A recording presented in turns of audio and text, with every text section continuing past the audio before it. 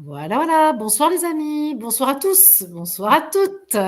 Avec Bonsoir. Coralie ce soir, avec Coralie, on se relie à notre je suis et la joie s'ensuit. C'est le slogan. Bonsoir Coralie. Bonsoir Marie-Odile et bonsoir à tous. Je suis très C'est heureuse de vous retrouver ce soir pour ce rendez-vous avec encore des thèmes à partager, à développer, à approfondir ensemble pour s'élever en conscience et en fréquence au travers de ces échanges, de ces partages. Et Et je je vais suis vous très montrer, contente de le ah, faire pardon. avec vous tous. Et je vais vous montrer la troisième personne qui est là, qui était en coulisses, c'est Élodie, qui est là, qui s'occupe du chat. Donc je te montre Élodie. Merci d'être là, Élodie. Mais je crois qu'elle m'entend pas bien. Elle travaille, mais sans pouvoir entendre vraiment.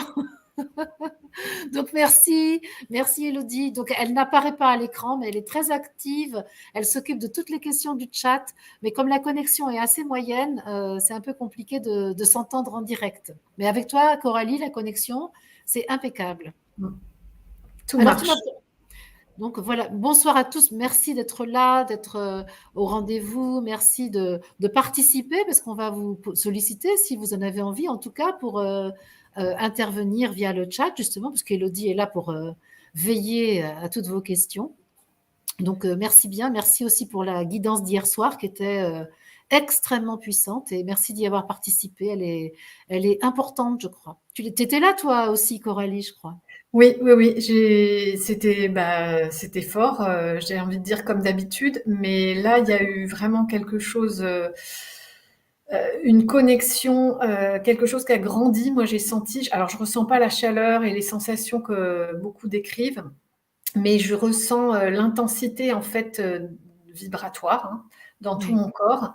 Et j'ai été interpellée par ce changement de fréquence dont tu as parlé hier soir et qui était tangible. Et donc, j'aurais d'autres questions peut-être par rapport à ça, mais j'ai vu que c'était intense aussi pour beaucoup dans le chat, donc Oui. c'est chouette Oui, à et il y voir. avait beaucoup de commentaires aujourd'hui. Là, j'ai essayé de les lire. Je les ai tous lus. Donc ça, c'est un gros budget de temps, mais ça vaut la peine parce que c'est vraiment formidable de voir la manière dont ce que nous vivons ensemble est perçu par les uns et les autres, hein. Ça, c'est vraiment important pour moi de savoir si je suis en train de délirer total ou si, en effet, d'autres que moi sont en train de vivre des transformations corporelles et aussi des transformations de conscience, bien sûr, hein. Mm. Ouais. Je vois qu'il y a déjà des questions intéressantes, mais peut-être qu'on commence par le thème Oui, choisi pour ce soir. Et dans d'autres chats, tu as relevé plusieurs questions et il se trouve que ces questions, elles concordent avec la thématique dont on a choisi de parler pour ce soir, puisque c'est la thématique, le thème du péché. Et si tu veux, je fais un bref résumé des questions. Par exemple, il y a Danielle Lusso qui posait une question sur la guerre intérieure qu'elle ressent. Je ne sais pas si elle parle de conflit intérieur, mais ça, je pense que ça parle à tout le monde et ça renvoie notamment à la dualité, mais après, tu nous diras. Il y a Catherine Duclos qui demandait si tu pouvais expliquer ta perception de la trahison de Judas envers Jésus. mm, Il y a Chantal qui parlait de sa relation avec l'Église et à la confession, surtout mm. avant la période de Pâques, notamment un prêtre qui les invitait à la confession pour tout le monde. C'est Il y ça. a Anne-Marie, il y a Anne-Marie qui disait qu'elle sentait être revenue sur Terre dans une forme de contrainte, comme si son incarnation avait quelque chose de l'ordre de la sanction, de la Mm, punition. Elle parle du karma et mm, c'est comme une culpabilité, quelque chose qui lui pèse. Il y a Christina Bazan qui disait que dans un long mail que j'essaye de résumer sans réduire, mais elle parle de dualité et des repères que sont le bon, le mauvais, le bien ouais. et le mal, Mm, mm, et de la difficulté à ne pas juger. mm. Parce qu'on peut concevoir le non-jugement, mais dans la réalité, quand on reste sur les repères bon-mauvais, c'est forcément difficile et ça crée justement des conflits intérieurs. Et enfin, une question récente sur quelqu'un ou toi qui a dit la jouissance est un frein au jaillissement et à la circulation de l'onde je suis. Donc tu vas Oui. nous C'est moi expliquer ce qui ai osé dire ça. qu'elle elle voulait que tu précises exactement, que tu développes. Mm. Et elle disait aussi que elle, c'était pas ce qu'elle ressentait, parce que dans son ressenti, sa conscience intérieure, il y avait plutôt une ouverture, un espace, etc. Donc, on trouve là dans vos questions, donc ça, il n'y avait pas de nom, je ne sais pas de qui est la dernière question, mais on voit que ce thème du péché revient régulièrement et qu'il y a beaucoup de choses à clarifier, parce que ça nous renvoie bien entendu à la dualité, mais en fait, comment s'élever en conscience tout en quittant les repères de la dualité qu'on a connus depuis qu'on est ici, en fait. Donc c'est difficile de lâcher le passé, les repères, ce qui nous sert pour nous orienter, avancer. Et en même temps, même si on ressent cette élévation, même si on sent que notre conscience s'élargit, on n'est pas forcément en mesure de lâcher les petites roulettes qu'on a derrière le vélo. Ouais, c'est ça, c'est ça. Alors, est-ce que tu peux nous dire comment Mm. tu vois ça? Alors, la notion du bien et du mal, la notion du péché, la notion de la faute, tout ça, on va essayer de le détricoter en fait, hein. Donc, le code moral, parce que c'est ça, la question du bien et du mal, c'est ce qui régit la morale en fait, hein.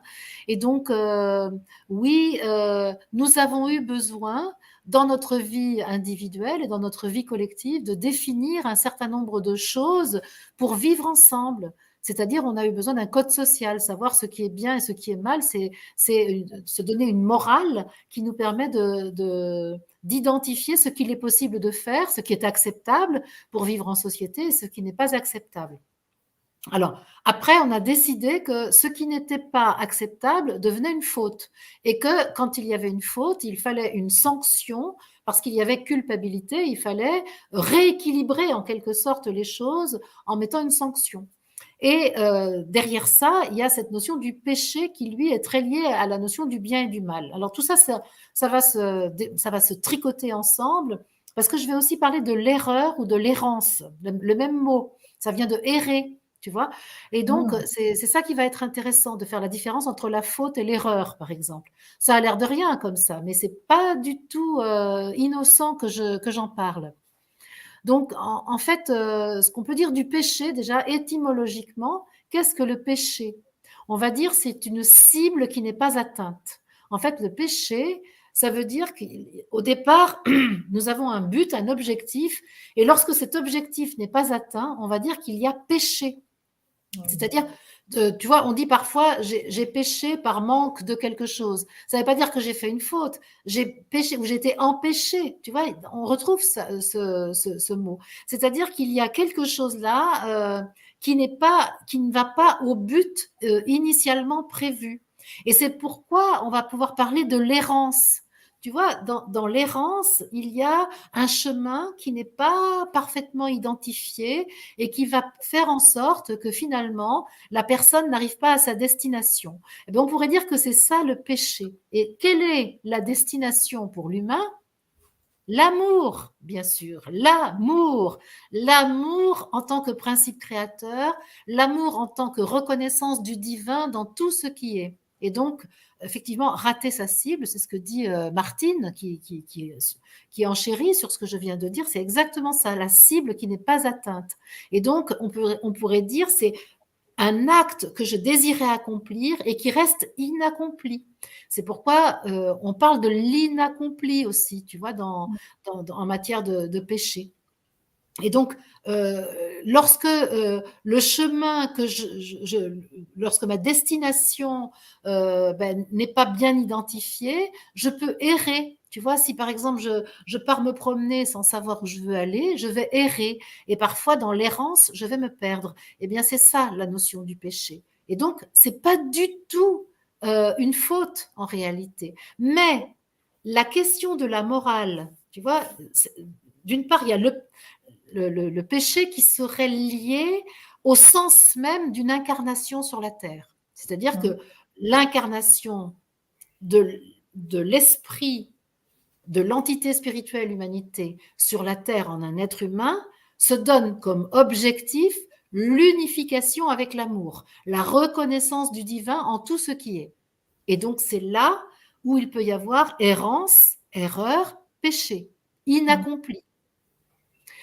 Et en même temps, en parallèle de ça, il y a les règles sociales dont nous nous sommes dotés pour pouvoir vivre ensemble et qui ont défini la question du bien et du mal. Et c'est là où on a inventé la notion de la faute. C'est-à-dire la faute, c'est ce qui ne correspond pas au code social dont nous nous sommes dotés lorsque nous vivons ensemble. Et le livre de la loi, le livre juridique, le code de la loi, le code civil, le code pénal définit ce qui peut être et ce qui ne doit pas être. Et de là, il y a une mesure d'écart entre le comportement observé et le code de la loi. Par exemple, le code de la loi défend la propriété privée. Si quelqu'un vient et dérobe la possession d'un autre humain, il y a infraction au code de la loi. Et là, il y a effectivement écart entre le comportement observé et le code. Et c'est là où on va dire il y a une faute. Et non seulement il y a une faute juridique, mais il y a en plus la question de la morale, la notion du bien et du mal. Et cette notion morale, alors on pourrait dire qu'elle est liée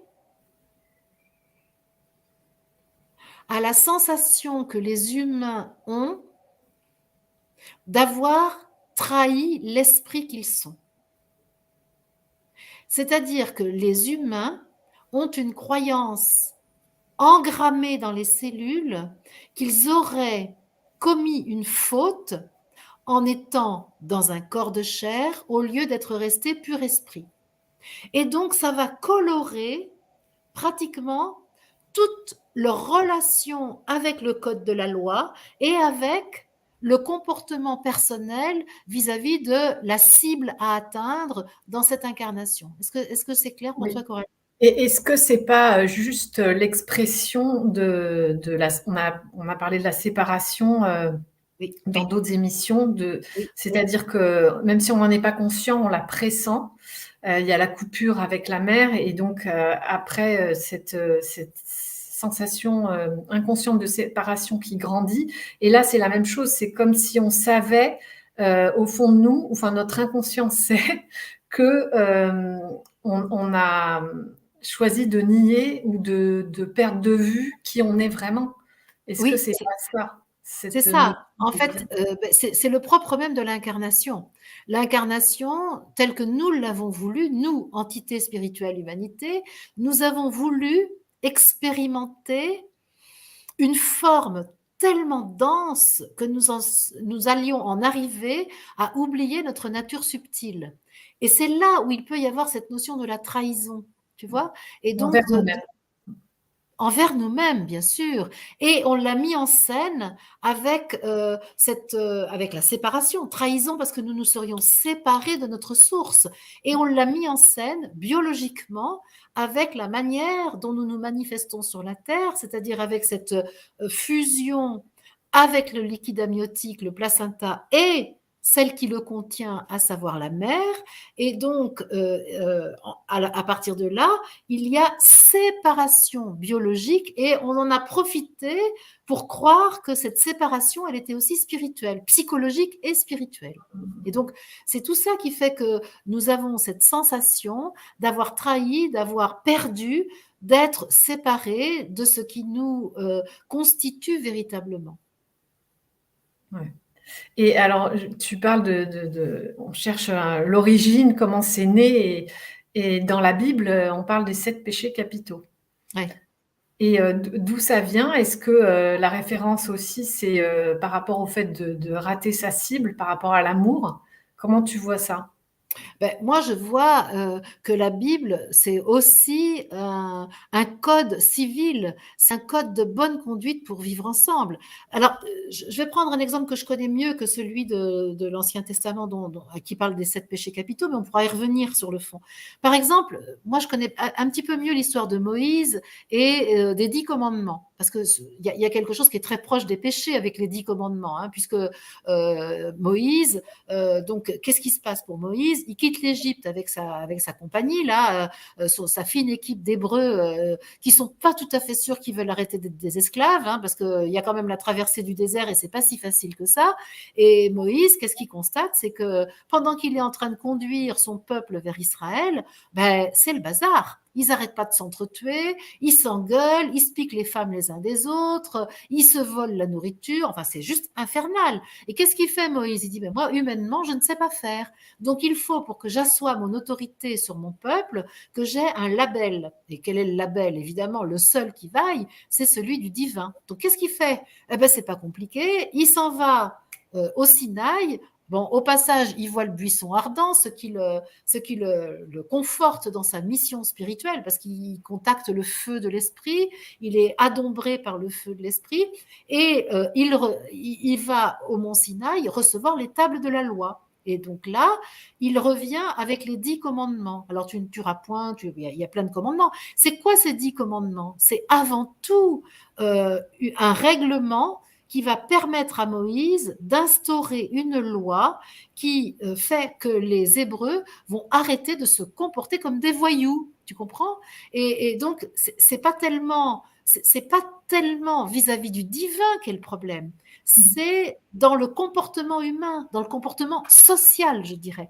Et en fait, les 10 commandements, c'est ce sont des commandements qui permettent déjà une vie sociale correcte, mais en se référant au divin qui a labellisé Moïse pour imposer ses lois à son peuple. Et alors évidemment que derrière ça, on va mettre aussi un petit peu de morale, parce que l'humain, il met de la morale, on pourrait dire c'est la morale, cette notion du bien et du mal, elle est absolument indispensable lorsque l'humain est immature. Parce que sinon, l'humain immature, il est régi par ses instincts. Tu vois? Et l'instinct, c'est la survie, c'est la loi du plus fort, c'est l'agressivité, c'est tout ce qu'on peut observer quand des animaux sont en train de se bagarrer les uns avec les autres. Ou ce qu'on peut observer, je vais en décevoir plus d'un, dans une cour d'école maternelle, quand les enfants sont livrés à eux-mêmes. Parce que quand on me dit les enfants sont purs, c'est pas vrai. Moi, ce que je vois des enfants, c'est qu'ils se mordent, ils se battent, ils se griffent aussi. Et des fois, ils jouent parfaitement ensemble aussi. Mais donc, c'est pour ça qu'il y a besoin, à un moment, que quelqu'un dise ce qui est bien et ce qui est mal, qui vient ajouter à ce qui doit être fait et ce qui ne doit pas être fait. Et donc, cette notion de bien et de mal, le problème, c'est qu'elle doit être dictée par autrui pour être internalisée afin qu'à l'âge d'adulte, l'être humain sache ce qui est satisfaisant pour lui et insatisfaisant pour lui. Parce que dans la loi d'amour, si je tue mon voisin, c'est moi que je tue aussi. C'est-à-dire que ça veut dire que je manque de reconnaître le divin dans l'autre si je tue mon voisin. Tu vois ce que je veux dire? Mais pour apprendre à ne pas tuer mon voisin et à me défaire de mes instincts et m'élever à mon intuition, eh bien, je vais devoir apprendre ce qui est bien et ce qui est mal, l'internaliser et ensuite, je vais pouvoir sentir ce qui est respectueux de ma divinité et respectueux de la divinité de l'autre. J'ai l'impression que j'ai dit beaucoup de choses peut-être. Si, mais moi, enfin, là, tu as parlé d'un besoin de maturité, de besoin de l'intégrer finalement, d'intégrer ces notions de bien et de mal pour pouvoir ensuite sortir par soi-même de la dualité, c'est-à-dire rejoindre un niveau de conscience plus élevé. C'est ça. C'est-à-dire que Moïse, pourquoi est-ce qu'il va chercher les tables de la loi? C'est parce que les Hébreux de l'époque sont immatures, ils sont régis par leurs instincts et ils se comportent en homme animal pensant et à peine pensant, parce qu'à l'époque, la pensée est moins développée qu'aujourd'hui. Et donc, Moïse doit leur dire ce qu'ils peuvent faire et ce qu'ils ne peuvent pas faire, leur dire ce qui est bien et ce qui est mal, ce qui est une faute et ce qui n'est pas une faute. on n'est pas vraiment encore sur l'histoire du péché, on est pratiquement, on est juste au niveau du code social et du code moral. Ce qui va leur permettre d'internaliser les choses, la loi, afin qu'ils puissent par eux-mêmes être autonomes et savoir comment se comporter. Alors, tu dis on n'est pas encore arrivé au péché. Après, qu'est-ce qui se passe finalement? Pourquoi le péché ah, tiens, il y a une question intéressante. Pourquoi le péché originel? Enfin, que représente le péché originel? Oui. Et quelle tournure ça prend? Parce que finalement, comme quand il y a faute, il y a punition, et plus on recule dans l'histoire, plus les punitions sont vite fatales. Donc la peur grandit, et la culpabilité aussi, parce qu'après, au niveau des relations sociales, enfin, les relations n'étaient pas les mêmes, mais voilà, on sent que ça a pris une importance qui a toujours un poids absolument énorme, parce qu'il suffit de dire péché pour que tout le monde s'enflamme et tout le monde... c'est un sujet vraiment brûlant. Oui, Donc, ben oui. C'est le cas de le dire, puisque les hérétiques, par exemple, étaient brûlés parce qu'on considérait qu'ils étaient pécheurs. ouais. Donc, qu'est-ce qui se passe? Comment ça évolue, et pourquoi le péché devient aussi fort, aussi intense dans l'esprit des gens, dans l'inconscient? Ah ben, pour moi, le péché, donc comme il est beaucoup confondu avec la morale, si tu veux, la notion du bien et du mal, et donc cette histoire du péché originel, peut-être il faut y revenir, parce que la question qui était posée juste avant, le péché originel, alors donc dans l'histoire biblique, hein, c'est ce moment où Ève, donc l'humanité, comprenons que Ève égale l'humanité, et notamment l'humanité dans sa non-conscience, parce que c'est de ça dont il s'agit. Tandis que Adam représenterait l'humanité dans ce qu'elle a de conscient, et Ève représenterait l'humanité dans ce qu'elle a de non conscient.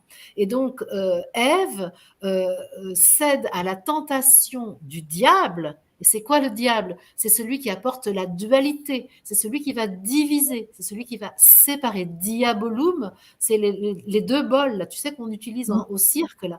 Ben, c'est ça le diable, hein. Donc il vient faire ça. Et donc Ève, la partie non consciente de l'humanité, donc qu'est-ce qu'elle fait? Elle mange le fruit défendu. Et le fruit défendu, précisément, c'est le fruit de la connaissance du bien et du mal.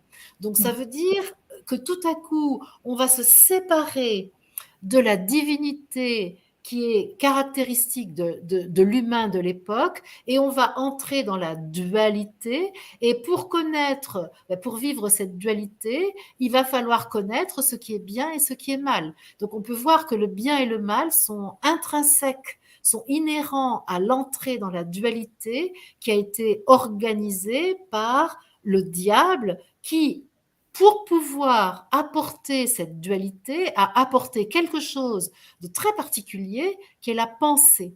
C'est-à-dire la pensée qui est le reflet de l'esprit, puisque quand on va réfléchir, on va juste avoir un outil qui est très semblable à l'esprit, mais qui est humain, qui est limité, qui est duel, mais qui va avoir des propriétés assez proches de l'esprit. C'est pourquoi il va y avoir souvent confusion entre l'esprit et la pensée. Il va y avoir souvent confusion entre la manière de voir divine et la manière de penser humainement.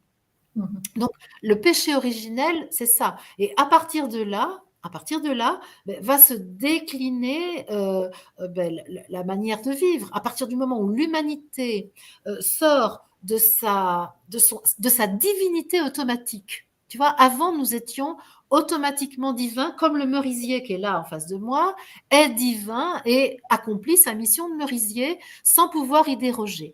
À partir du moment où arrive le diable, Lucifer, qui apporte la pensée, eh bien, il y a cette question de la dualité et cette possibilité pour l'humain de recourir à sa pensée plutôt qu'à son esprit pour décider de ce qu'il va faire de sa vie. Et de ce fait, bien entendu, au lieu d'accomplir sa mission directement, il va d'abord faire des expériences de non-accomplissement de sa mission par des péchés pour pouvoir constater qu'il y a quelque chose qui ne va pas. Et que donc, dans ce quelque chose qui ne va pas, il y a des réajustements à faire, il y a des redressements à opérer. Et alors, est-ce que justement, à force de toutes ces lois, ces injonctions qui ont été dictées par les religions, par les gouvernements, etc., est-ce que le fait d'interdire, finalement, ça renforce pas le besoin d'aller vérifier par soi-même? Non, c'est le rebelle. C'est la partie rebelle. Ben oui, on peut dire ça. Ça donne une tentation supplémentaire, hein, quand c'est interdit, Coralie. Bah non, mais on le voit partout. Moi, quand ils sont en train de, comment dire, faire qu'on puisse consommer de la drogue, là, je sais plus comment Ouais, c'est le terme, mais la pour faire la légalisation du cannabis, là. légalisation du cannabis, pareil avec la prohibition avec l'alcool et tout ça à l'époque aux États-Unis. Et on voit que quand les gens ont le choix, bah, ils reprennent leur pouvoir sur eux-mêmes, quoi. Ils reprennent Mmh. leur responsabilité. À Ils condition redeviennent. Ouais, à condition que le principe de plaisir ne l'emporte pas de façon systématique dans la gestion de notre vie. Et ça va répondre à une des questions que tu avais tout à l'heure, là. Et des dépendances et donc des traumas et des névroses aussi, parce que ça peut prendre le dessus également sur la conscience. Ben, c'est-à-dire qu'en fait, un être humain qui est régi par son besoin de satisfaire ses envies immédiatement pour avoir un maximum de plaisir dans sa vie. Eh bien, on va constater quand même que, en général, il va assez vite dégringoler dans les addictions, dans un manque de respect de lui-même, voire d'autrui. Le paroxysme de ça, c'est le violeur. Le violeur, il a envie d'avoir un plaisir sexuel. Il s'occupe pas du tout du consentement de la personne avec laquelle il va satisfaire son plaisir. Tu vois, le violeur, l'abuseur, enfin, etc. Donc là, ça, c'est quand même une règle qu'il y a lieu de regarder d'un peu plus près. Par exemple, moi qui peux facilement manger plus que de raison, plus que de besoin, et non pas de raison, je sais bien que j'ai tout intérêt quand même à essayer d'être attentive à ce que je ressens dans mon corps, plutôt que uniquement au plaisir que je ressens en bouche quand je prends une amande grillée alors que j'ai plus faim. Tu vois ce que je veux dire? C'est toute la question en fait.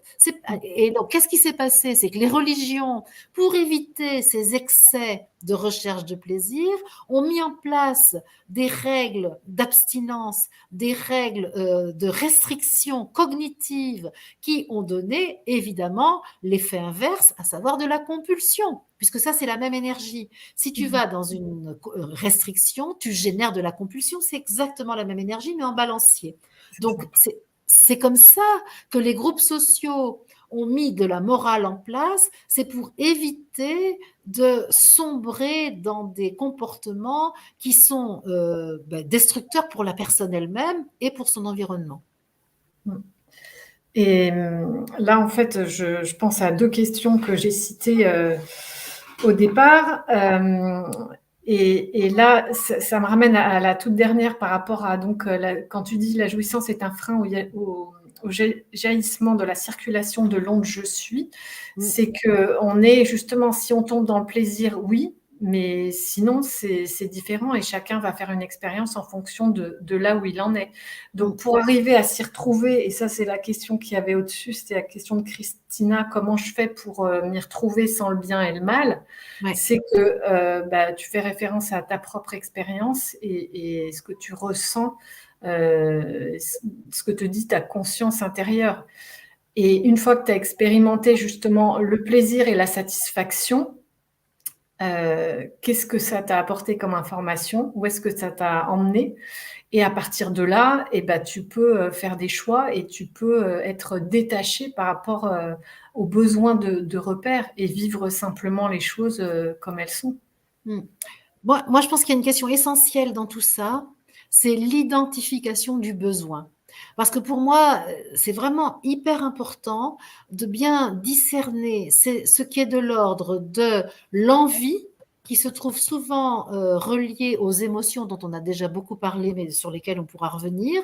Une envie qui, en fait, est la traduction d'un besoin. Et le besoin, il est beaucoup plus viscéral, il est beaucoup plus au niveau de l'abdomen. Et donc, en fait, si je satisfais une envie sans prendre soin d'écouter le besoin qui est derrière, qu'est-ce qui va se passer? Eh bien, effectivement, je vais satisfaire mon envie et en général, mon envie, je vais la satisfaire par le biais de quelque chose d'extérieur à moi, que ce soit une personne, un produit, une activité, mais quelque chose qui va être extérieur à moi. Et si je satisfais cette envie sans prendre soin d'écouter le besoin profond qui est derrière, là, je commets un péché. Alors, c'est ça qui est intéressant. Pourquoi un péché? C'est que ma cible n'est pas atteinte. C'est-à-dire que la satisfaction de mon besoin n'a pas abouti, puisque je n'ai écouté que l'envie et que il est probable que mon envie ne soit pas directe par rapport à mon besoin. Je m'explique. Si, par exemple, je suis triste, je peux avoir envie de manger ou d'appeler une copine ou d'aller au cinéma ou d'aller me promener même, hein.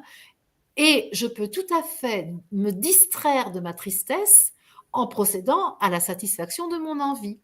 Et je n'ai rien fait de mal. C'est pas que j'ai fait quelque chose de mal, mais j'ai fait quelque chose qui est, on va dire, non adéquate, qui est non pertinent, qui est une réponse non pertinente par rapport à mon besoin. J'ai répondu à mon envie, mais je n'ai pas satisfait mon besoin. Et mon besoin est resté en jachère. C'est en ce sens que je peux dire qu'il y a un péché, parce que ma cible n'est pas atteinte, puisque j'avais cette envie pour identifier mon besoin. Est-ce que tu vois ce que je veux dire? Ah oui, oui, tout à fait. Donc, qu'est-ce qui va se passer? C'est qu'en satisfaisant mon envie, eh bien, je vais maintenir une détresse psychique par rapport à mon besoin. Si par exemple, mon besoin, c'est de l'énergie pour mon corps et que je mange, c'est complètement OK, c'est une réponse pertinente, c'est une réponse adaptée à mon besoin, une réponse spécifique.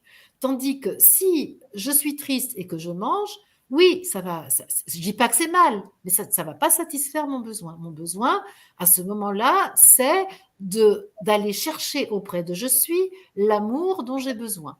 Si je ne le fais pas et que je me vautre dans le chocolat ou dans le Nutella, eh ben, je vais là commettre un péché et je vais empêcher, c'est là où je vais empêcher l'onde je suis de s'installer en moi. Et c'est dans ce sens-là. Et je dis pas que c'est mal. Et c'est là où l'être humain, ce qu'il a boutiqué, c'est qu'il a appliqué, en plus de cette réponse non spécifique à mon besoin, il a ajouté la notion de bien et de mal à ce qui est le péché. Mais ça n'est ni bien ni mal, c'est juste que c'est inapproprié et c'est une cible qui n'est pas atteinte. Ouais. Et est-ce que tu penses que on peut arriver à saisir ça sans répondre en premier aux besoins de l'envie pour voir que qu'elle répond pas justement aux besoins profonds et c'est comme ça que je peux aller chercher le besoin profond. Comment il fait le nouvel humain? Alors, le nouvel humain, alors attends, ça dépend si tu parles de celui de hier ou celui de demain, parce qu'on va dire qu'aujourd'hui on est dans la transition, hein.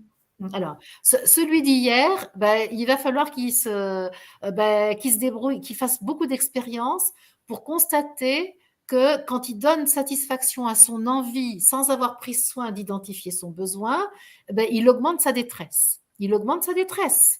Et il se génère des problèmes supplémentaires. Par exemple, il va devenir alcoolique, il va devenir obèse, il va devenir dépendant, enfin peu importe. Ça, je pousse le bouchon à l'extrême, hein, mais c'est intéressant de grossir le trait pour comprendre le processus. Donc c'est ça, il va falloir qu'il fasse beaucoup d'expériences de la vanité, de la satisfaction d'une envie qui augmente l'insatisfaction du besoin, c'est-à-dire un besoin qui reste en jachère. Donc ça, il va falloir qu'il fasse des expériences. Puis un beau jour, il va se dire, mais ça va pas mon truc. Parce qu'en général, il va se créer une pathologie psychique ou physique qui va l'obliger à s'arrêter et à changer son système. Et donc là, il va voir qu'il y a un autre comportement à mettre en place. Ça, c'est pour l'humain tel que nous l'avons vécu jusqu'à aujourd'hui.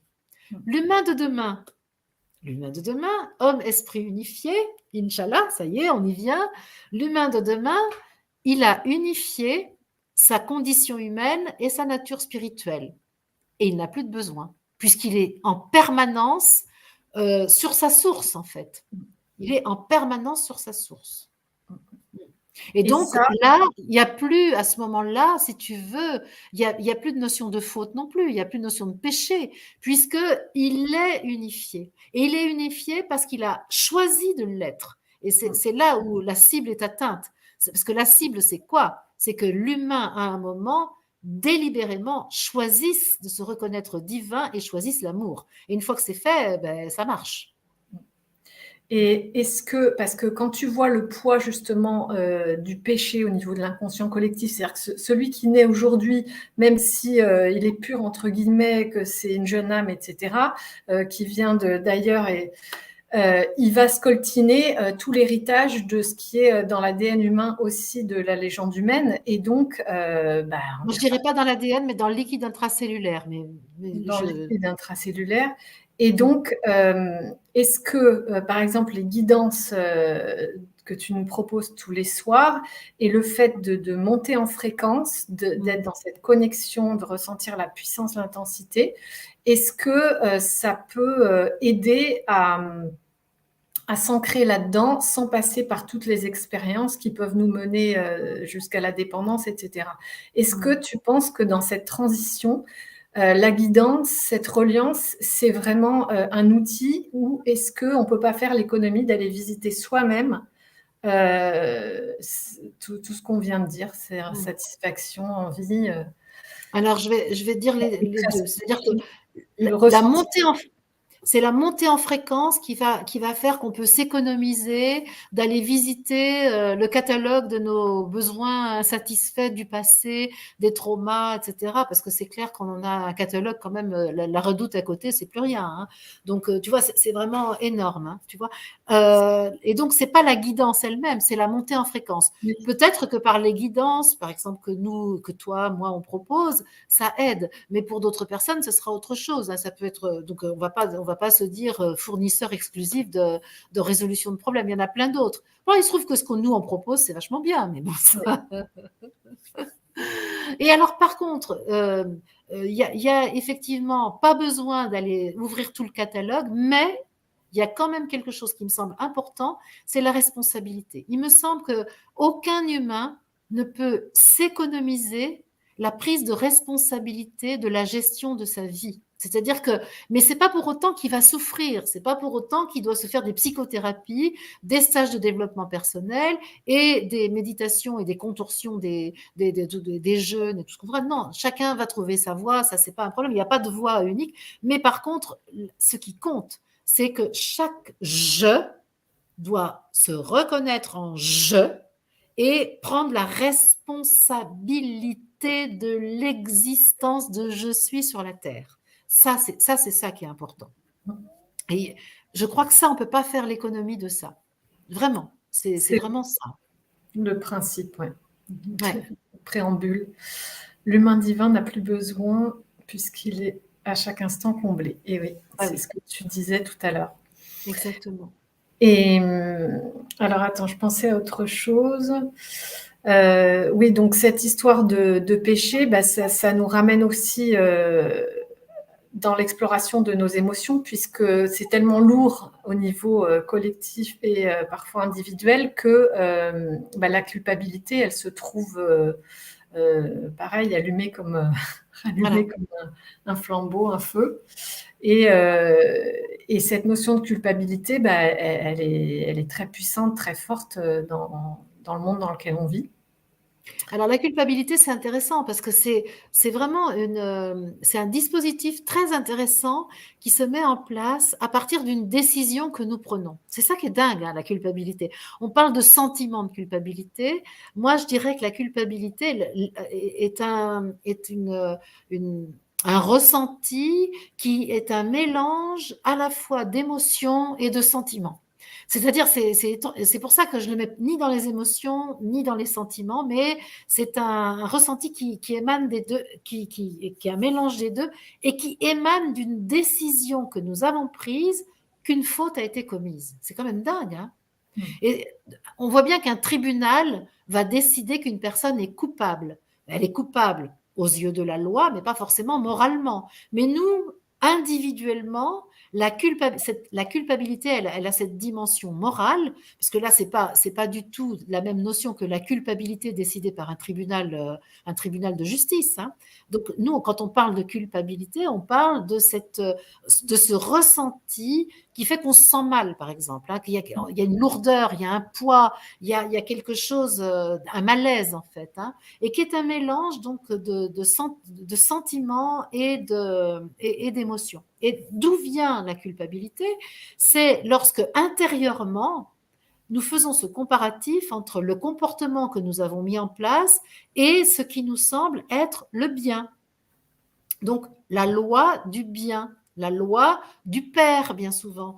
Et symboliquement, le père, c'est la société aussi, hein. Et donc, la loi du groupe social. Et donc, quand on va constater un écart, mon comportement, il est là, et ma loi, elle m'indique ça. Hop, cet écart me fait dire, j'ai commis une faute. C'est-à-dire, au lieu de dire j'ai commis un péché, donc une cible qui n'est pas atteinte, là, je vais dire j'ai commis une faute. Donc, je vais ajouter cette dimension morale qui va faire que j'ai cette sensation de la culpabilité. Et pourquoi c'est un mélange de sentiments et d'émotions? C'est que d'un point de vue sentimental, eh bien, je vais sentir que je ne suis pas autant aimée que j'aimerais l'être parce que je suis pointée du doigt comme ayant commis une faute. Et donc, qu'est-ce que ça va provoquer? Ben, ça va provoquer de la tristesse. Parce que le manque d'amour, la séparation du groupe, d'avec le groupe, va provoquer de la tristesse. Ça peut aussi provoquer de la colère si j'ai la sensation que je me suis trouvé impuissant et que j'ai commis une faute parce que j'avais pas les moyens de faire le bien. Donc, tu vois, c'est pour ça que la culpabilité, c'est vraiment intéressant de voir que d'une part, c'est lié à une décision, la plupart du temps de moi-même, quand il s'agit de ma propre culpabilité, ou d'un groupe qui m'a accusé, mais ça va générer quand même quelque chose en moi-même, et puis que ça va à la fois provoquer donc de l'émotion et ça va faire intervenir le sentiment. Et donc, ce qui est intéressant aussi, c'est que je peux agir sur la culpabilité en prenant une autre décision.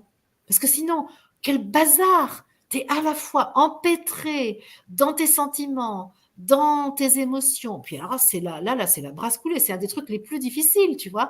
Parce que le besoin, il est plus accessible à ce moment-là. Parce que mon besoin, c'est de redevenir innocente. Mais comment redevenir innocente quand tout m'accuse et que moi-même je m'accuse? Eh bien, je décide de ne plus m'accuser. Je décide que, d'accord, j'ai erré, j'ai adopté un comportement insatisfaisant pour moi-même et pour autrui. Mais pour autant, je ne me blâme pas, je ne décide pas que ma valeur a diminué sous le prétexte que j'ai commis cet acte insatisfaisant pour moi-même et pour autrui. Et donc, comment réparer? Ben, c'est de voir ce qui m'a conduit à me comporter de cette manière-là et ce qui peut me permettre d'adopter la prochaine fois, dans les mêmes circonstances, un comportement satisfaisant pour moi et pour autrui. Ce qui fait que je m'affranchis du regard de l'autre et que je deviens ma propre référence, et c'est ma satisfaction personnelle qui va être mon repère, ma balise, mon jalon pour pouvoir poursuivre mon existence. Est-ce que ça va ce que j'ai dit? Ouais, pour ressentir ta satisfaction personnelle, il faut que tu aies compris que ton besoin profond, c'était de te reconnaître tel que tu es avec tes différences, tes forces, tes qualités, tes défauts, tes erreurs, tes fautes. Et je pense que à partir de là, une fois que tu l'as ressenti vraiment au plus profond de toi dans chacune de tes cellules, tu n'as plus forcément besoin de réfléchir à quelle attitude adopter la prochaine fois parce que ça coule de source. Enfin, je veux dire, il y a quelque chose je pourrais dire que toute faute, et je parle bien de faute, hein, c'est-à-dire de comportement inapproprié par rapport à un code, provient d'un déficit d'écoute de mon propre besoin. C'est dingue hein, de dire ça, mais c'est parce que tout à coup, je n'ai pas satisfait un besoin profond que mon comportement devient déviant et que je me conduis avec autrui de manière insatisfaisante pour moi-même et pour l'autre. Et donc, oui, à ce moment-là, on peut même plus parler de défaut, de qualité, de bien, de mal. On peut juste parler de, en fait, le grand apprentissage que nous avons à faire, c'est de connaître notre besoin psychique, au lieu d'essayer de se faire porter par autrui, de se faire aimer par autrui, c'est de prendre la responsabilité de la satisfaction de nos besoins personnels. C'est quand même fou hein, d'en arriver là. Mmh. Mmh mh. Donc, en premier, il y a vraiment cette notion de responsabilité, de reconnaissance de sa vraie nature et le Oui. repère finalement, ça devient, répondre à mes besoins profonds, quoi et le premier étant, de me relier, de me reconnaître, de ressentir qui je suis dans chacune des cellules de mon corps. Mm. De me donner, l'amour, de me donner, le réconfort, de me donner l'écoute, de me donner, la reconnaissance. Ça, c'est vraiment, l'essentiel, quoi. C'est ce qu'on Et peut d'aller re chercher en je suis les ressources c'est qui ça, satisfont mes besoins. me Je vais donner donner un par ce exemple. tu Je vais donner un exemple collectif parce que je trouve que j'ai été très très marquée. Je crois que c'était en 2011 par l'affaire DSK. Donc je vais pas, tout le monde sait ce qui, c'est l'ancien ministre des Finances qui était vraiment le futur président de la République, qui était riche comme Crésus, qui était puissant. Il était directeur du FMI, il était marié avec une belle nana, il avait tout ce qu'il fallait pour plaire, et il se fait choper dans un hôtel à New York parce qu'il viole, il abuse sexuellement d'une personne qui travaille à l'hôtel. Alors, même s'il a été piégé, on pourrait dire comme Adam et Ève ont été piégés par Lucifer, d'une certaine façon, lui, c'est la même chose. Simplement, le tentateur est venu lui offrir un objet de tentation, une personne pour le tenter, et qu'est-ce qu'il a fait? Il craque. C'est absolument incompréhensible. Parce qu'on sait en plus qu'il a une vie de libertin, donc il a de la sexualité autant qu'il veut, il est puissant, il peut avoir toutes les nanas qu'il veut. En fait, c'est franchement incroyable. Qu'est-ce qui se passe chez cet homme? Chez cet homme, il y a quelque chose, mais ça me paraît d'une évidence totale, il n'arrive pas à contacter sa puissance. Et donc, sans arrêt, pour se prouver sa puissance, il faut qu'il abuse de son pouvoir sur autrui. Et le paroxysme de ça, parce qu'il va quand même être président de la République, il a de quoi abuser de son pouvoir. Après, c'est ce qu'ils font tous quand ils sont élus. Donc, on va pas. Ben non, ça lui suffit pas. Il est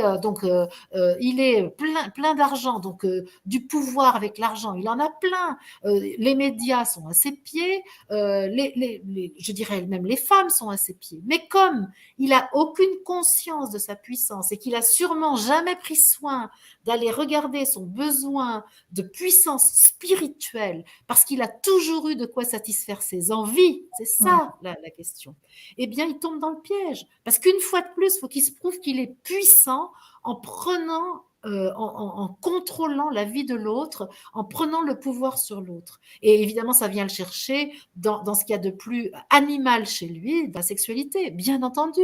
Et bien ça, pour moi, mais je me suis dit, mais bravo, merci DSK, parce qu'il nous a montré mmh. ce que c'est qu'un être humain qui ne va jamais regarder ses besoins parce qu'il a de quoi satisfaire ses envies tout le temps autour de lui et que donc il ne peut pas résoudre parce qu'on est là pour résoudre justement. La cible, c'est la résolution, reconnaître le divin en soi.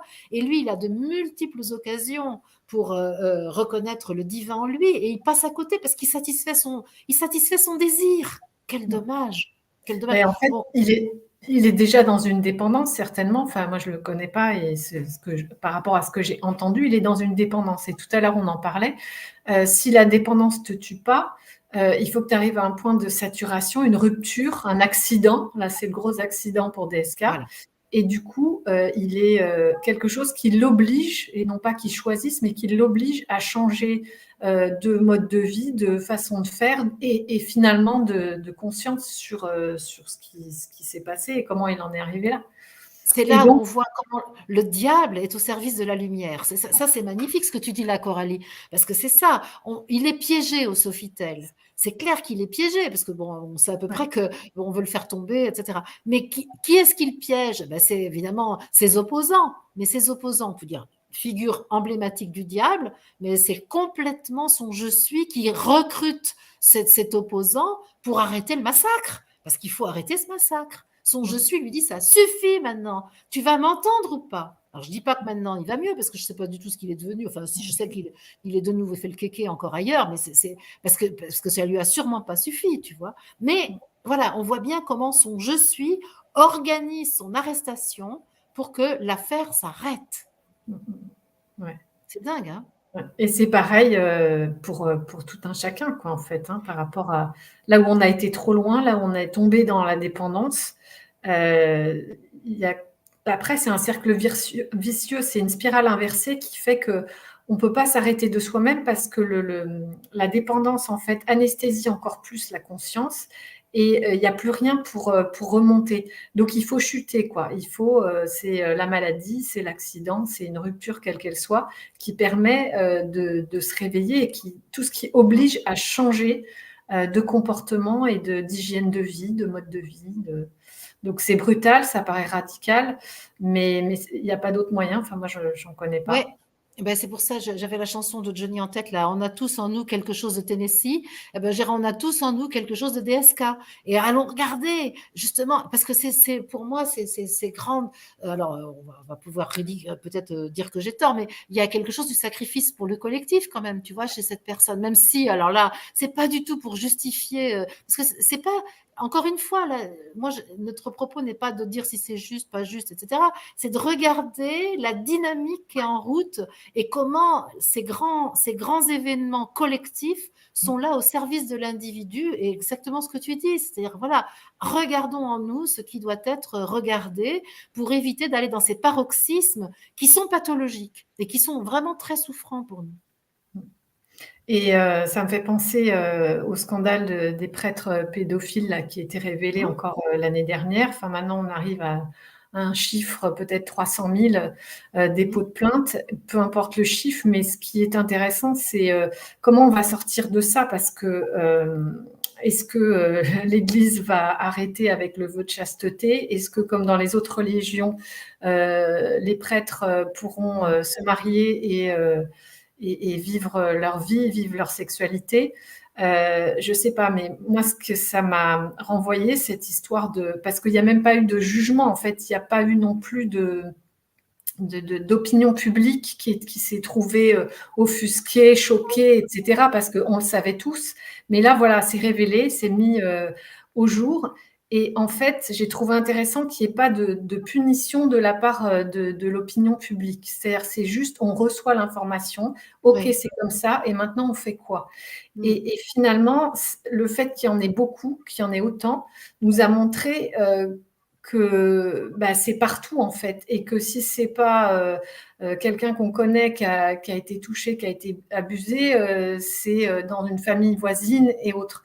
Donc je trouve bien dans le sens où ça nous oblige à reconnaître que ça peut être nous aussi euh, qui agissons de cette manière par rapport à ça ou autre, hein, mais je parle de la faute ou de la culpabilité, du péché en général, parce que tant que je le reconnais pas en moi, je serai toujours dans le jugement. C'est-à-dire, si je ne reconnais pas que moi aussi, je peux avoir fait des fautes, ou que je peux faire une faute, que je peux me tromper, que je peux faire des erreurs, ben, je ne vois pas comment en sortir, en fait. Bah, alors là, tu abordes un truc, c'est sympa parce que ça va nous emmener sur le sujet qui fâche là, mais je vais dire un mot de la méthode Ho'oponopono. Tu sais, moi, je ne suis Mmh. pas quelqu'un de la méthode, mais donc ce que tu dis là, c'est typique de ce qu'a mis en évidence psychiatre hawaïen, je crois, hein, qui donc s'appelle la méthode Ho'oponopono, avec laquelle je suis totalement d'accord sur le début de la démarche et absolument en désaccord sur la fin de la démarche. Mais donc, je vais expliquer de quoi je veux parler. C'est-à-dire que, en effet, pour moi, dès que je suis confrontée à une situation, par exemple, même une information des médias mainstream, hein, je suis confrontée, eh bien, ça, c'est je suis qui me dit, va regarder à l'intérieur de toi ce que ça vient faire réagir. Autrement dit, si je suis totalement neutre face à cette information, grosso modo, ben, c'est que je ne suis pas probablement très concernée.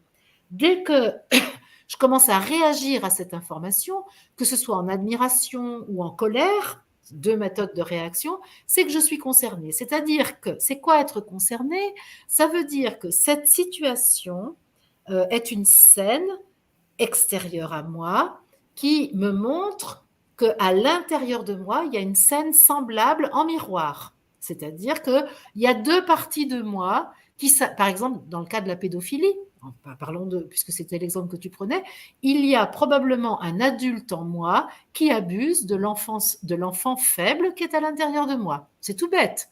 Donc, je vais regarder ça. Par exemple, ma pensée rationnelle va peut-être abuser de ma petite fille blessée au lieu d'écouter ses besoins profonds. Ben, c'est exactement ça, ce que l'Église vient nous raconter, à nous entièrement. Et donc là-dessus, c'est complètement la méthode Ho'oponopono, c'est ce que faisait ce psychiatre. Il regardait les dossiers des prisonniers, enfin si je me souviens bien de l'histoire, il regardait les dossiers des prisonniers qui étaient en hôpital psychiatrique et emprisonnés en même temps, parce qu'ils étaient extrêmement dangereux pour la société. Il regardait le dossier, il disait ah ben voilà en quoi ça me concerne, et après il faisait son processus de ce que je vais évoquer après et avec lequel je suis en désaccord. Parce que moi, je ne dis pas qu'il y a faute.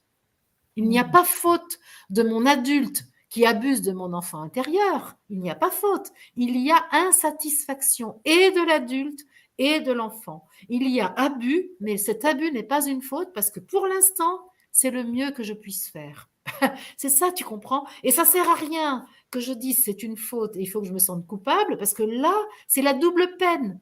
Si je considère que c'est une faute et que donc aussitôt je me sens coupable, parce que dit faute, il y a culpabilité, je vais non seulement continuer de souffrir de mon enfant blessé, abusé, non seulement continuer de souffrir de mon adulte qui ne sait pas faire autrement que de prendre le pouvoir, et en plus, je vais me payer la culpabilité et le sentiment d'être mal aimé, les émotions de tristesse et de colère. Bah, franchement, moi j'appelle ça la double peine, même triple peine si tu veux.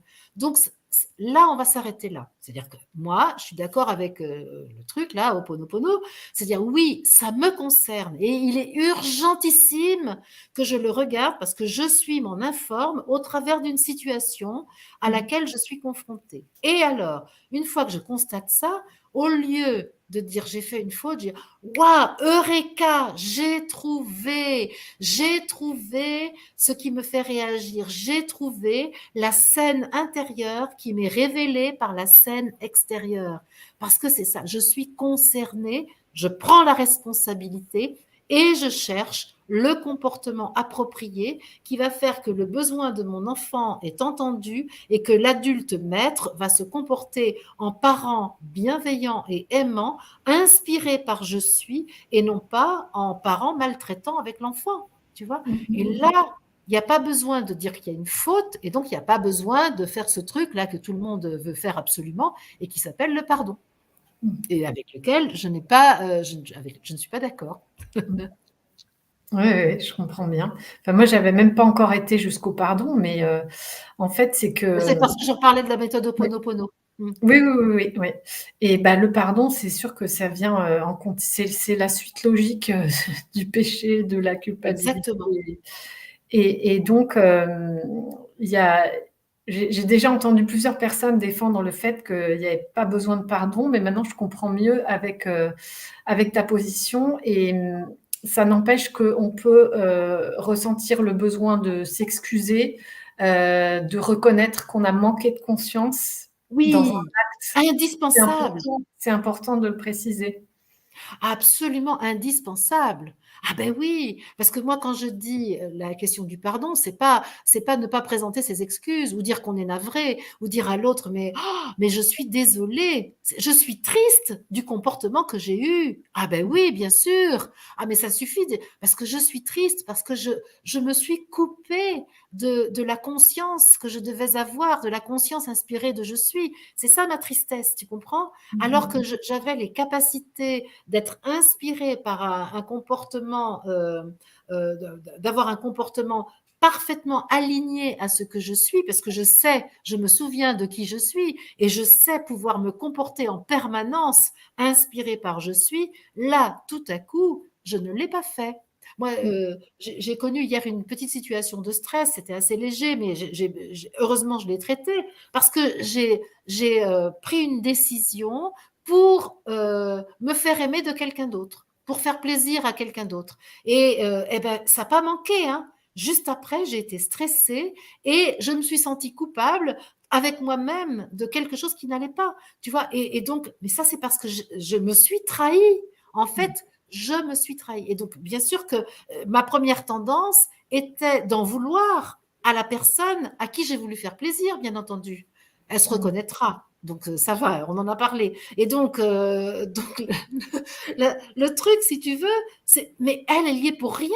C'est moi qui ai choisi de vouloir lui faire plaisir pour qu'elle m'aime, au lieu de prendre la responsabilité de moi et de mon besoin. Mon besoin n'était pas de répondre à la sollicitation de cette personne. Mon besoin était de répondre à ma propre sollicitation. Mais tu vois bien que très rapidement, j'ai été stressée, j'étais grognon, j'étais désagréable, totalement Mmh. désagréable et surtout pas bien avec moi-même. Mais là, Mmh. j'ai à prendre la responsabilité de ça, tu vois. Mmh. Et Ouais. qu'est-ce qui s'est passé? C'est que c'est moi que j'ai trahi. Toujours à l'origine, c'est que je n'ai pas écouté mon besoin.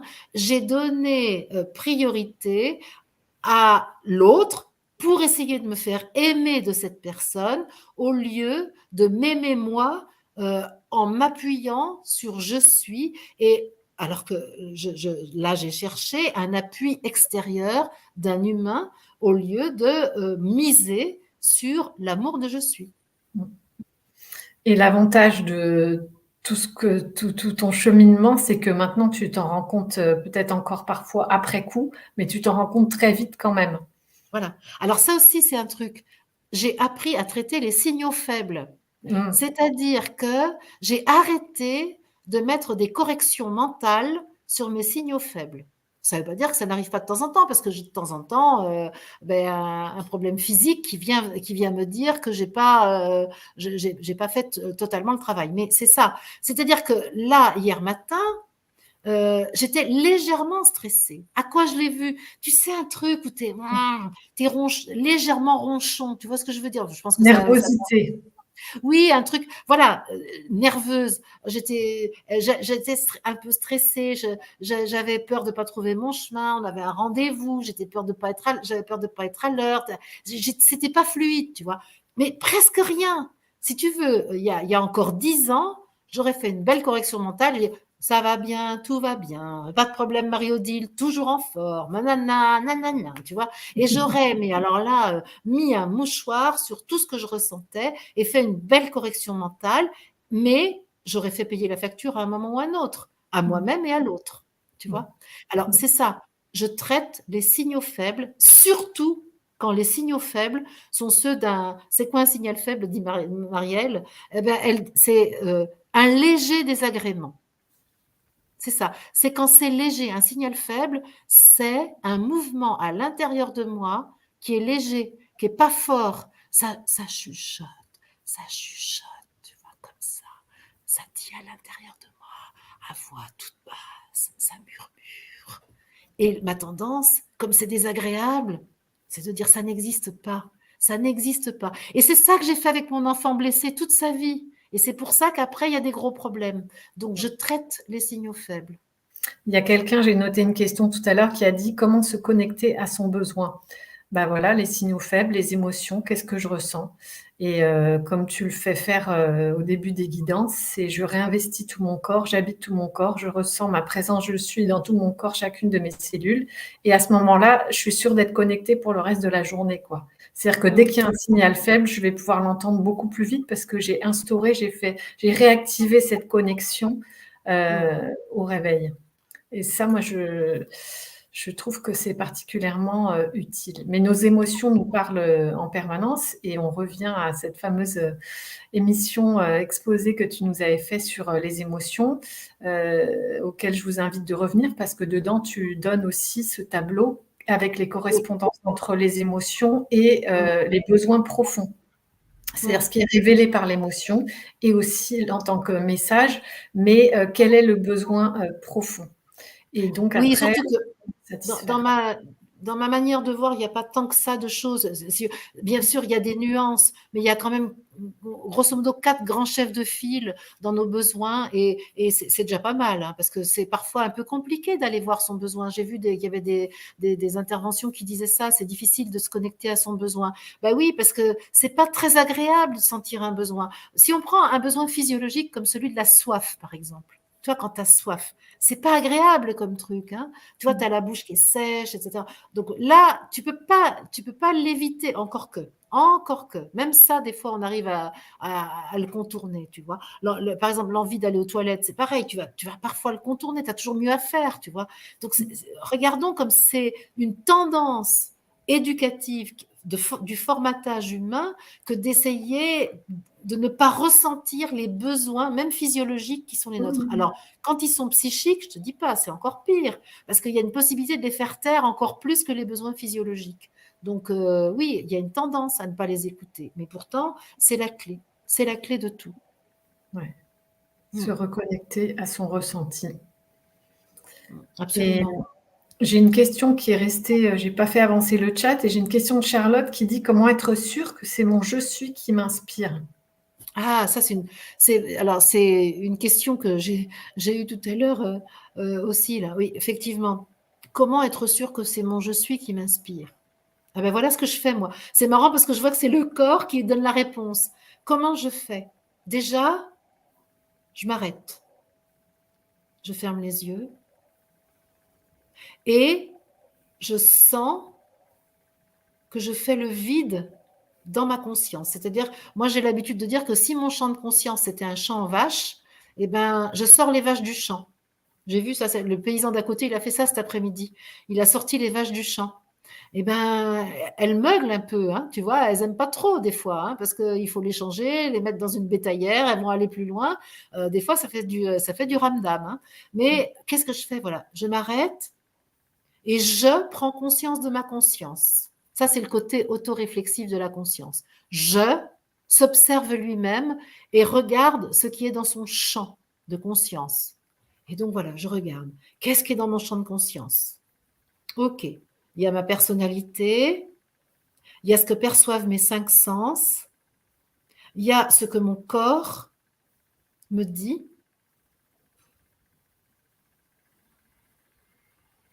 il y a ce que mon environnement me donne comme information. Je regarde ça et petit à petit, je vois aussi qu'il y a je suis.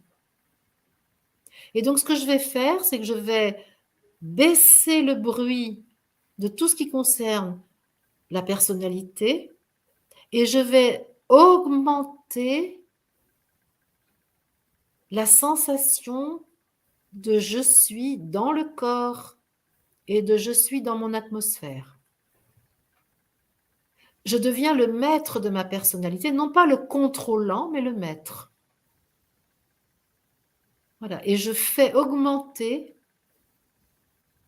le rayonnement de je suis et baisser, je vais dire, les aboiements de la personnalité. Je grossis le trait volontairement. La personnalité n'est pas toujours en train d'aboyer, mais c'est notamment la pensée. Donc tout ce qui est de l'ordre de la pensée, des sentiments, des émotions, des identifications et des appartenances. Donc je vais regarder ça. Mais c'est marrant parce que moi je le vois vraiment visuellement, hein, quand je le décris là, il y a vraiment une vision qui se met en place, qui m'est donnée par je suis. Et tout à coup, eh bien, dans mon champ de conscience, je suis prend de plus en plus de place. Et donc la conscience que j'ai de moi se remplit de je suis. Et là, ça ne pense plus. C'est-à-dire qu'il n'y a pas d'information qui s'élabore, mais il y a un état, une information qui se pose en moi. Et donc, ça ne s'argumente pas. Tu vois la différence entre le je suis et ce qui vient de la personnalité, c'est que dans la personnalité, ça s'élabore et ça se justifie. Tandis que ce qui émane du je suis se pose en moi en évidence. Et puis, je sens dans mon corps quelque chose, si tu veux. De plus en plus, je sens alors est-ce que c'est un pétillement, heu, une vie dans mes cellules qui, Vibration. prend plus de place que ma personnalité n'en prend? Je ne sais pas si ça répond, une Bah, oui, évidence se pose si on je ignore, c'est pense ça? donc finalement, c'est plus, un ressenti, encore une fois, un ressenti intérieur avec jusqu'à cette sensation de pétillement, de Mmh. vibration, de Oui, frisson, de je sais pas, de chair de poule, enfin tout ce que tu peux pas contrôler, mais qui est quand même de l'ordre de quelque chose de doux et de d'apaisant ou d'une joie calme, tu dirais ça comme ça? oui, c'est Mmh, détendu, tu vois? C'est détendu, détendu et pour ouais, autant, c'est c'est pas mort, c'est pas du tout non, inerte, tu vois? C'est mmh, détendu.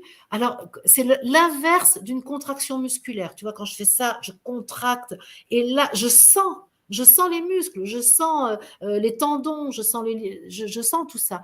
Mais par contre, ça circule pas vraiment. Alors que là, c'est l'inverse. C'est totalement détendu et ça bouillonne, mais ça bouillonne paisiblement. Ça plop, plop, plop. Tu vois, ça plop c'est- plop, ça fait plop, plop, plop. Mais tu sais, tout doux. ouais. Ça déborde pas. Tu vois ce que je veux dire?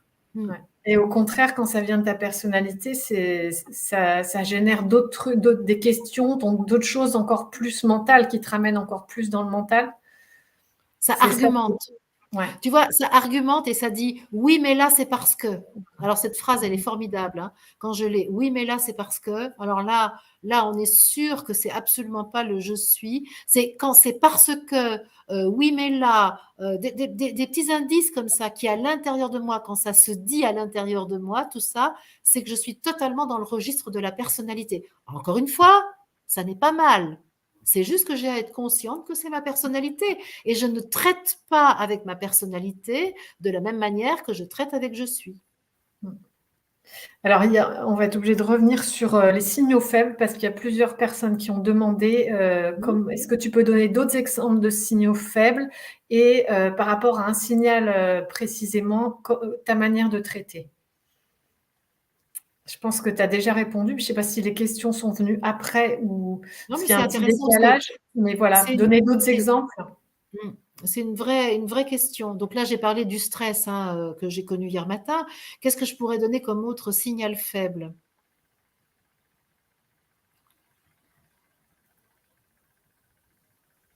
Je suis légèrement triste. Tu vois, quelqu'un me dit quelque chose et tout à coup, je me sens légèrement triste. Mais j'ai envie de continuer à être avec cette personne parce qu'on est en train de marcher, parce qu'on est en train de faire quelque chose ensemble. Et ma première, légèrement, si tu veux, cette personne, elle a dit quelque chose, elle a fait quelque chose qui peut me rendre légèrement triste. Mmh. J'ai un choix. C'est ça le signal faible, c'est léger. Tu vois, Mmh c'est mh. et donc j'ai appris qu'un truc comme ça, ah ben tu vas pas t'arrêter à ça comme ben voilà, mon père me disait tu es quand même drôlement susceptible. Ouais. Ah, Mm. c'est Tu vois, venu aussi dans les questions plusieurs fois. voilà, tu es susceptible. Ben oui, je suis sensible, sensible. Et je peux être blessée si effectivement quelqu'un a une parole qui me paraît blessante, qui peut-être n'est pas intentionnellement blessante. Parce que toute la question est là. C'est-à-dire que j'ai le droit de me sentir blessée si la personne intentionnellement m'a blessée. Mais c'est très très rare qu'une personne soit intentionnellement blessante. C'est même pratiquement jamais le cas. Quand un enfant te dit mais t'es moche, je me rappelle mon fils une fois avoir dit à mon père parce que mon père lui disait dis à mémé qu'elle est belle et Clément a répondu mais Pépé pourquoi tu te moques alors c'était très blessant parce que il la trouvait pas belle tout simplement et donc voilà mais un enfant il n'était pas intentionnellement blessant mais ça n'empêche que c'était extrêmement blessant donc on a le droit alors ça je le dis à tout le monde on a le droit de se sentir blessé, y compris quand une personne dit ou fait quelque chose sans intention de blesser. D'ailleurs, on parlait de Judas, et c'est intéressant, toute l'ambiguïté de Judas, on pourra y revenir parce que c'est passionnant, justement. Et donc, on va rester sur l'histoire de je suis légèrement triste parce que Mmh. quelqu'un m'a dit quelque chose de blessant et en fait, je suis triste parce que j'ai la sensation de perdre l'amitié de cette personne. Parce que dans le moment où elle me dit quelque chose de blessant, j'ai l'impression que, alors que je comptais sur son amour inconditionnel, et ben tout à coup, je me rends compte que je ne l'ai pas. Et donc, qu'est-ce qui me l'indique? Je suis légèrement triste. J'ai un choix.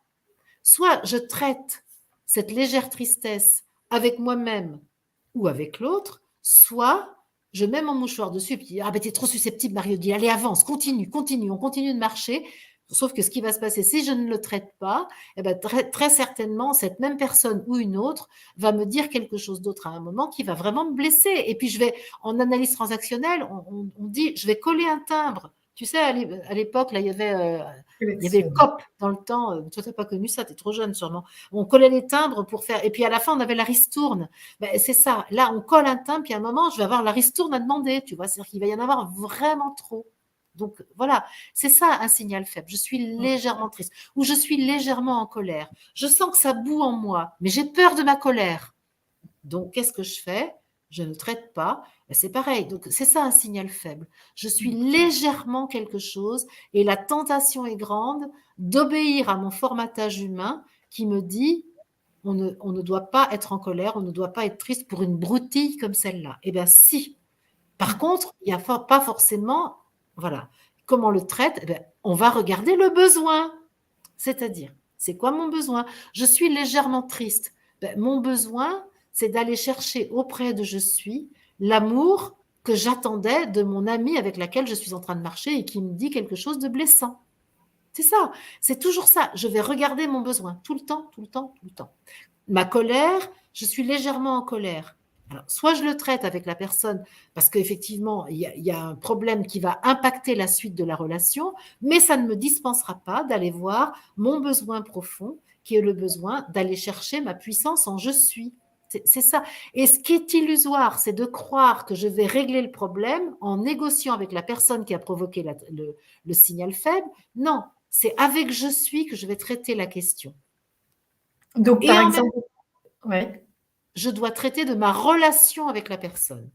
ouais, c'est ça. Il y a les 2 plans.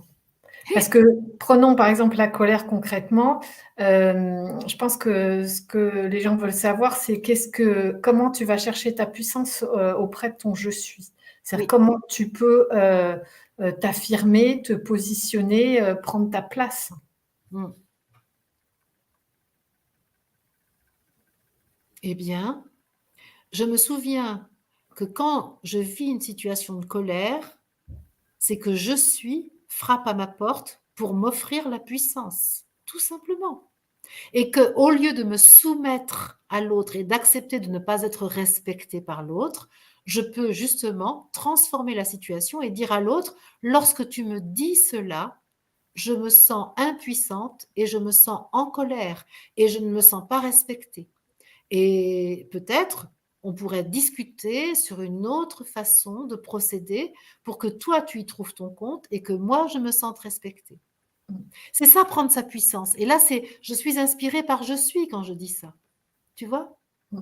Tu dis ce que tu ressens et tu peux aussi parler de tes besoins à l'autre. C'est une façon de pouvoir, se positionner, s'affirmer, être, présent, puissant, Et puissant oui, dans sa présence. et je me souviens que je ne suis pas victime, mais que je suis à recruter cette personne pour me signaler qu'il avait sa puissance à me donner. Ouais, Tu te rends compte, ça change tout, ouais, ouais. tu vois? Mais c'est toujours ça. Je me souviens que toute situation d'émotion est en train de me rappeler que je suis à un cadeau pour moi. Le bouquet de fleurs que je suis m'apporte, il est là. À Mmh. chaque fois, c'est un levier de transformation. Et alors avec l'amour concrètement, parce qu'il y a eu une autre question, qui revient à ça, qui était: comment on fait avec le besoin d'amour quand on est seul? Bah, quand on s'occupe de son besoin profond, on est toujours seul puisque, comme tu dis si bien, on renonce d'aller le chercher à l'extérieur, donc on est Oui. toujours seul face à nos besoins profonds. Alors, avec l'amour, comment je peux m'aimer? Comment je peux m'estimer? Comment je peux prendre soin de moi? Qu'est-ce que je peux faire? Qu'est-ce que je peux m'apporter moi-même que l'autre, que j'attends de l'autre en fin de compte, en termes Mais c'est ça. d'amour? Alors, regardons le fantasme que j'ai sur la présence d'un autre qui m'aimerait à ma place. Parce que c'est ça. Moi, je pense que là, avec l'amour, il faut regarder quelles sont les attentes véritables. Qu'est-ce que j'attends? C'est quoi pour moi? À quoi je vois que je serais aimée? Parce que c'est ça. Par rapport à l'amour, c'est qu'on parle de l'amour, mais on ne sait pas ce qu'on attend, la plupart du temps. Donc, si on veut véritablement faire un travail de conscience autour de l'amour, il faut impérativement se demander les signes, les indicateurs de l'amour. C'est quoi les indicateurs de l'amour? C'est-à-dire, les indicateurs, c'est à quoi je vois que je suis aimée. Est-ce que je me sens aimée parce qu'il y a quelqu'un avec moi dans la même maison alors que finalement on s'engueule toute la journée? Est-ce que je me sens aimée parce qu'on me fait un cadeau? Est-ce que je me sens aimée parce que on mange avec moi? Comment je me sens aimée? C'est quoi c'est quoi ma grammaire personnelle de l'amour? Parce que ça me paraît important.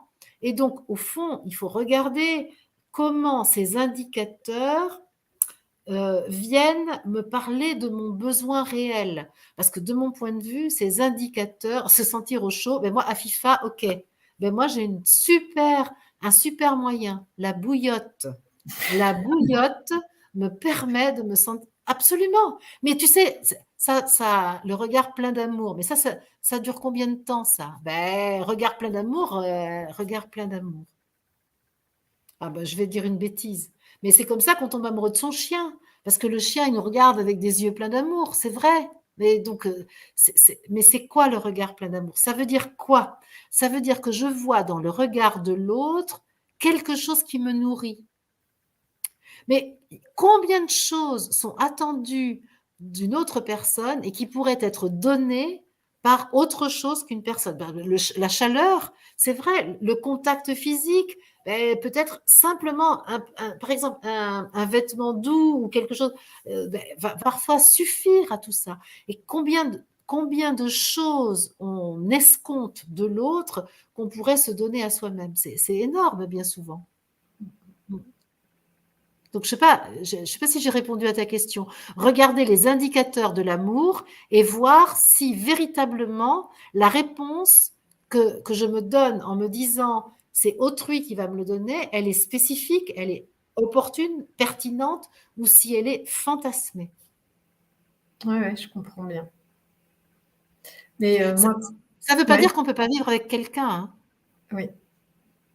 J'ai eu Mais non. une copine qui m'a appelée cet après-midi et qui me disait bon, qu'elle se posait des questions sur son sentiment amoureux pour son conjoint avec qui elle vit depuis déjà pas mal de temps. Et je lui dis, ah, mais super! Si t'es pas amoureuse, c'est maintenant que ça commence à devenir intéressant. Parce que c'est quand le sentiment amoureux décroît que l'amour peut naître véritablement. Parce que là, on arrête de vivre avec l'écran sur lequel on projette quelque chose d'idéal. Et c'est là où l'amour peut véritablement naître, quand on arrête d'être amoureux. Parce que là, il y a véritablement un engagement voilà, le désir, oui, c'est ça. On va revenir là-dessus pour Pierre, c'est ça. C'est très intéressant ce que tu dis, Pierre. Donc, l'amour commence à venir quand il y a un engagement qui se prend depuis le jeu et qui n'est plus cette attraction automatique qui est liée à la névrose qui fait que je suis attirée par quelqu'un qui va ouvrir mon bagage émotionnel. Le Ok. désir. Ah, voilà Pierre, c'est exactement ça. Je suis désirée. L'autre désire être avec moi. Je me rappelle, j'avais j'ai vécu pendant un temps une histoire de couple bon, qui a pas fini de façon satisfaisante pour moi, mais bon, comme ça. Mais je me rappelle, dans cette relation, j'avais pris conscience que là où je me sentais aimée, c'est quand cet homme avec lequel je vivais voulait prendre un café avec moi. C'était pas quand on était au lit et qu'il y avait de la sexualité, c'était pas quand on faisait des choses ensemble dans le jardin, etc. Mais tout à coup, il m'attendait pour prendre le café avec moi le matin à 10 heures. Oh, et là, je me sentais aimée, mais alors d'une manière étonnante, hein, parce qu'il y avait en fait, il avait juste envie d'être avec moi et de prendre un café. Et là, je me disais, ah, ben là, j'ai de la valeur. Ben, c'est ça. En fait, euh, le désir, je crois, le désir pour moi, c'était de la reconnaissance que je suis quelqu'un d'intéressante. Eh bien, Mmh. j'ai compris, Coralie. J'ai compris, Pierre. C'est à moi de décider que je suis quelqu'un d'intéressante. Si je confie cette mission à l'autre, je vais souffrir parce que des jours, on va me trouver intéressante et la même personne le lendemain, elle va me trouver chiante. Alors donc, excuse-moi pour le mot, hein, mais c'est à moi, c'est vraiment à moi de décider si je suis intéressante ou pas. Et donc, je me désire moi-même. Est-ce que je désire vivre avec moi? C'est ça ma vraie question. Et à partir du moment où je désire vivre avec moi, je vais attirer à moi des gens dont je n'ai pas besoin qu'ils me désirent puisque je le fais moi-même. Et là, il y a quelque chose d'intéressant qui peut se mettre en place. Mmh. Et pareil avec l'amour pour, la question sur comment fait-on quand, on est seul, bah, on commence à s'aimer soi-même et à chaque fois, moi, j'essaye de revenir à la blessure d'enfance où je me suis pas sentie aimée justement et c'est ça que je peux me donner. C'est-à-dire, on m'a dit que j'étais trop boulotte, que j'étais trop, pas assez, persévérante ou je ne sais quoi et ben, je me donne en fait ce que le regard et l'acceptation ou le réconfort que j'ai pas eu. Et m'aimer, pour moi, c'est ça, c'est-à-dire, c'est Alors, vraiment des choses très simples, très basiques c'est de la par rapport à ce que je ressens à un moment donné. Ce que ça, j'ai Coralie, besoin ce dont tu parles, pour moi, je l'appelle de l'approbation. Et d'approbation. ça, c'est hyper important. Ben oui, parce que amour, tu comprends, j'aime le chocolat, j'aime Dieu, c'est le même mot. Alors, c'est Oui. compliqué. Et Mmh. donc là, moi, ce que je dis, je m'approuve. Oui, je m'approuve. Je m'approuve telle que je suis. Et ça, c'est hyper important. Ah, ben ça fait du bien. C'est comme je suis intéressante. Je me trouve intéressante. J'ai envie de prendre un café avec moi. Moi, je bois mon café le matin toute seule. C'est génial. J'ai envie de prendre un café avec moi parce que j'aime bien vivre avec moi. Tu te rends compte, c'est génial. J'aime vivre avec moi. Ça ne veut pas dire que j'aime pas de temps en temps vivre avec les autres. Bien sûr, ça n'empêche pas. Mais j'ai pas besoin. Je n'ai pas Oui. besoin de l'autre. Mmh. C'est dur de s'aimer soi-même, mais je m'approuve. Essaye de dire je m'approuve. C'est plus facile, tu vois. L'approbation. C'est-à-dire, je suis d'accord avec moi. Et si je suis pas d'accord avec moi à certains moments, j'ai le courage de regarder ça. Mais je ne vais pas demander à l'autre de m'approuver là où moi je ne m'approuve pas. Tu comprends? C'est ça la dépendance. Mmh. Mm. Mmh. Et le fait, de vivre en couple quand on le vit dans le respect et comme une initiation en fait. Quand on sait qu'on est 2, qu'on est conscient d'être 2 à se faire miroir et à vouloir être couple, bah là, il se passe vraiment quelque chose. Il se passe, une alchimie aussi. Donc de ce point de vue-là, c'est intéressant, mais je dis pas qu'il faut vivre en couple pour, décider volontairement de vivre une initiation. Ça se fait tout seul, mais à partir du moment où les 2 sont conscients, il y a quelque chose, d'autre qui se passe et Mm. ça évolue plus vite, ça grandit plus vite et ça Mm. aime plus aussi. Pas tout le temps, mais voilà, Mm. c'est quand même ça fait franchir des paliers, je trouve. Mais c'est très intéressant. L'autre a une fonction révélatrice absolument indispensable. Moi, je suis très, très, très favorable à vivre en société. Je crois que l'être humain est fait pour vivre en groupe. Nous sommes les cellules d'un corps collectif. Donc, bien sûr qu'il faut vivre en groupe, il faut vivre avec d'autres. Mais alors après, à temps partiel, ça ne veut pas dire qu'il faut habiter dans la même maison. Tu vois, mais c'est indispensable d'avoir des relations même intimes et je dirais, moi, je sais à quel point les relations intimes m'ont fait grandir, m'ont appris à me connaître, etc. Mais par contre, je suis lucide sur le fait que j'en ai attendu beaucoup plus que ce qu'elle pouvait m'apporter et que c'est ça qui les a rendues souffrantes. C'est-à-dire que j'ai demandé à l'autre d'être mon fournisseur total de tous mes besoins. Combien de fois et comment je suis allée chercher mes besoins les plus archaïques dans l'intimité avec l'autre, bien entendu. Et bien sûr que ça, c'est compliqué. Hein. Mm. Mmh. Parce que le fait d'être seul peut aussi, entraîner, à la facilité, une forme de laisser aller, mais pas de laisser être, hein, de laisser aller au sens, Ouais.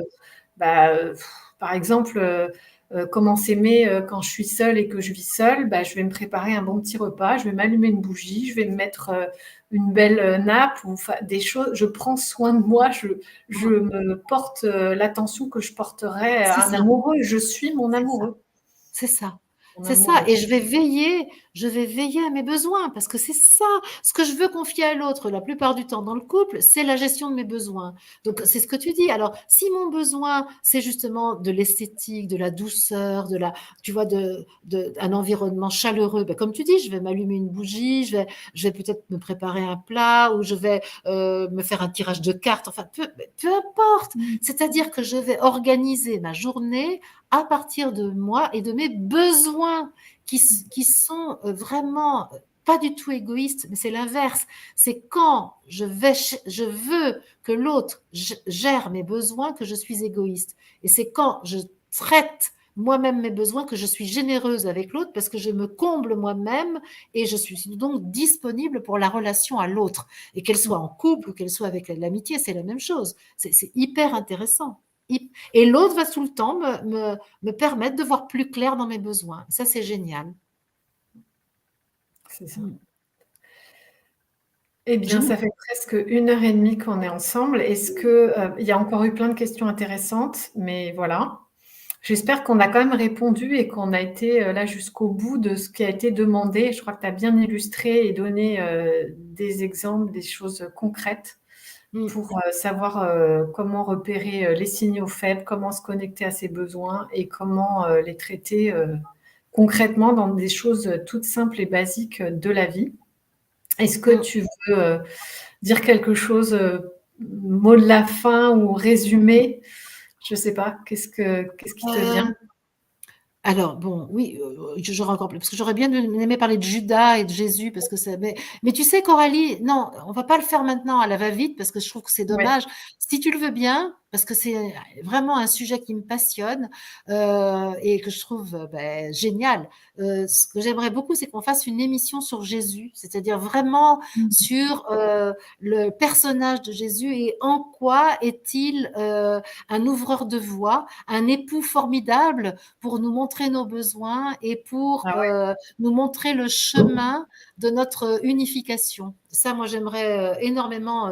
Et allez, j'attends que, en fait, j'ai un peu de mal à le faire toute seule parce que j'ai besoin que quelqu'un me pose des questions parce que moi, je sais pas trop par quel, avec quel axe aborder ça. Donc, pas forcément la prochaine fois, mais une autre fois. Et à ce moment-là, on parlera de Judas justement et de Jésus et ça, ce serait vraiment. Ben bah voilà, écoute, je vois que rendez-vous. quelqu'un dit un peu d'enseignement basique sur le christianisme. Ah oui, c'est ça. Serait bien pour les plus jeunes. C'est super. Ouais. Eh ben, pas dans l'aspect religieux, justement. On pourra aborder Jésus dans son aspect ben, d'aujourd'hui, c'est-à-dire en quoi est-il un homme moderne, l'homme qui nous conduit à l'unification aujourd'hui et hors religion, justement, hors toute adhésion à une religion et une secte. Mm. Ça t'intéresse, toi, Coralie, ça? Ah bah moi j'adore, ouais, ouais, bien sûr. Et ouais, avec grand plaisir, vraiment. Je pense que c'est nécessaire. Et puis c'est toujours nécessaire parce que toi, tu canalises beaucoup le Christ, tu canalises beaucoup Jésus, tu parles souvent du Christ. Et je pense que c'est important pour les gens qui arrivent, parce que ceux qui te connaissent, c'est bon, ils savent, mais de repréciser à chaque fois ce que tu entends par conscience christique, etc. Parce que Ouais.